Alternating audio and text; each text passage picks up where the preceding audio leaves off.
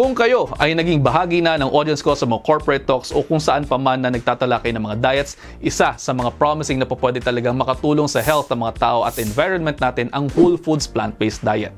Dito sa diet na to, mas nagpo-focus sa ang treatment sa pagkain ng mas maraming prutas, gulay, whole grains, nuts, seeds at legumes.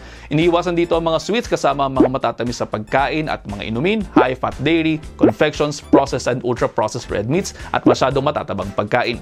Ito ay dahil mayaman sa complex carbohydrates, fiber, vitamins, and minerals na nakatutulong sa katawan at nakita din pong kulang na kulang ang standard western diet dyan. Marami na rin po ang mga pag-aaral na nagtuturo na malaki ang naitutulong ng mga plant-based diet sa mga sakit sa puso, diabetes, cancer, hypertension at iba pang mga chronic diseases. Pero ang problema, may pagkaradikal ang diet na ito at kinakailangan ng determinasyon para sundin everyday. Meron din akong guide kung paano ito gawin sa mga videos natin. Pakihanap na lamang po ang content ko dyan on the whole foods plant-based diet.